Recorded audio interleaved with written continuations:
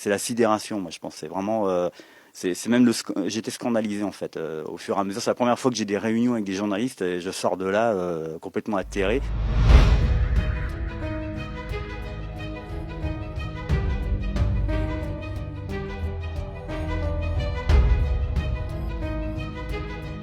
Et je pensais connaître l'histoire.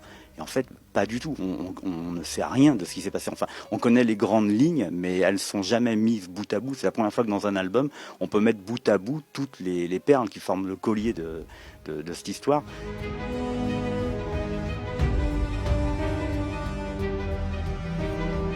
C'est une très bonne comparaison. D'ailleurs, le Parlement britannique, dans son enquête, a lui aussi établi que les preuves qui avaient été avancées par notamment les Français n'étaient pas fondées pour intervenir en Libye. Et Bernard-Henri Lévy lui-même a reconnu devant l'un de nos co-auteurs, en l'occurrence Fabrice Arfi, qui était allé l'interviewer chez lui, que ce qu'il disait à l'époque, à savoir que Kadhafi bombardait son propre peuple, n'était pas avéré. Et a posteriori, on a pu s'apercevoir que c'était faux, donc même lui le reconnaît. Et même quand ça peut paraître vertigineux, bah c'est comme ça, voilà. Et à un moment donné, Alain Juppé est allé devant l'ONU justifier une guerre que lui-même refusait 10 jours auparavant.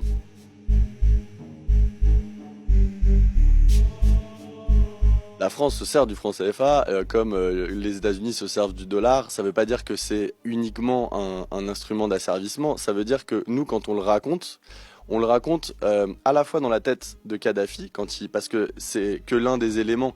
Il voulait créer un dinar or, c'est pour ça que vous parlez du franc CFA. Il avait lancé le premier satellite africain. Il avait fait toute une flopée de mesures qui énervaient à la fois les États-Unis et à la fois l'Europe. On se sert de notes confidentielles qui ont été publiées par Wikileaks émanant de l'ambassade des États-Unis à Benghazi ou même de notes confidentielles qu'avait reçues Hillary Clinton qui, en gros, décrivent cette vision-là du monde, qui disent voilà ce qui a énervé Nicolas Sarkozy dans une de ses notes.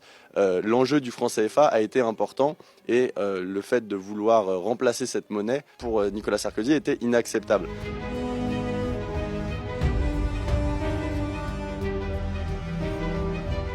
À la lecture de cette histoire, force est de constater que la France se comporte un peu encore comme le gendarme de l'Afrique, notamment avec certains pays africains.